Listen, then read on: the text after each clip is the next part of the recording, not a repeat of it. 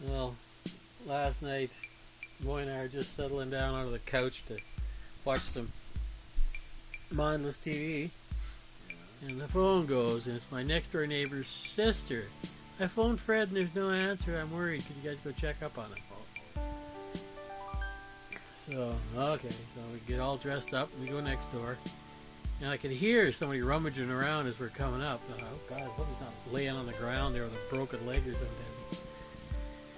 Then we get over there. Here's this crazy old fuck. He's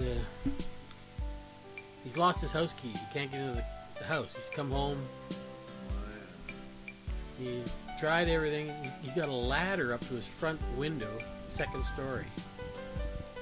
Luckily, he fell before he even got up onto the ladder. He fell 2 or 3 times, he said, fucking around there trying to do it. By the time we get there, like, he was losing it. I don't know whether he'd already lost it or not, but he didn't know what was going on, basically. I said, well, you've lost your key. Have you checked all your pockets? Oh, yeah. He wouldn't check his pockets. Oh, yeah. I got a flashlight. Looked in the car. There was nothing in the car. And I looked as best I could on the road. There was a crappy flashlight, and the battery was low. So there was just like one little spot on the ground.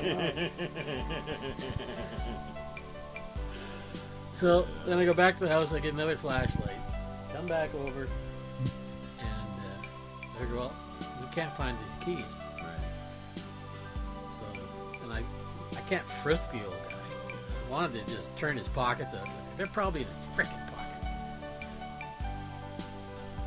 Up the ladder I go, through this window that's about this size. Nice. Onto the dresser, onto the bed. Were you a little bit loaded? I'd had a couple of wines, but I wasn't anywhere near. Right. So actually probably in pretty good shape for this job. if I wasn't 65 years old and damn near paralytic. So, oh, man. So I got in there, got down. We let him in the house. And he'd already forgotten. Like he was sort of wondering, well, how'd you get in? So I went through the window. Oh, well, where's my keys? I said, well, you lost them. Oh, yes. Out of it. Wow. Well, it's a good thing you saved him because nobody else would have. He probably would have froze or something.